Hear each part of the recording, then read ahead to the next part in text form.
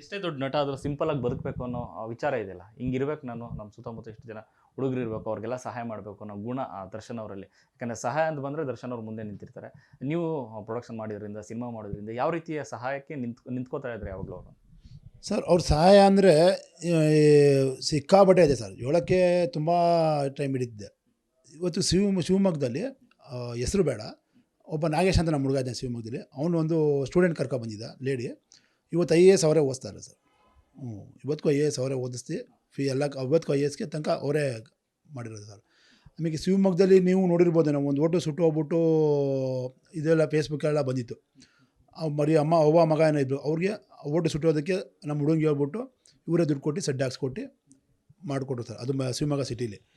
ಆಮೇಲೆ ಇದೇ ಬೆಂಗಳೂರು ಒಂದು ಕಾಲೇಜು, ನಾನೇ ಅದನ್ನ ಕನ್ನಡ ನಾನೇ ನೋಡಿರೋದು. ಪಾಪ ಒಂದು ಹುಡುಗಿ ಬತ್ತು, ಸರ್ ನಮ್ಮ ಅಪ್ಪ ಅಮ್ಮ ಇಲ್ಲ, ನಮ್ಮ ಮಾವ ನೋಡ್ಕೊತಾ ಇರೋದು, ನನಗೆ ಫೀಸ್ ಕಟ್ಟಿಲ್ಲ ಸರ್, ನೋಟಿಸ್ ಬೋರ್ಡಲ್ಲಿ ಹಾಕ್ಬಿಟ್ರೆ ಅಂದಾಗ ನಮ್ಮ ಹುಡುಗನ ಕಳಿಸಿ ಹೋಗಿ ಅದು ಯಾಕೆ ನೋಡ್ಬಿಟ್ಟು ಫೀಸ್ ಕಟ್ಟು ಬನ್ನಿ ಅಂತ ಅವರೇ ಕಳಿಸಿದ್ರು.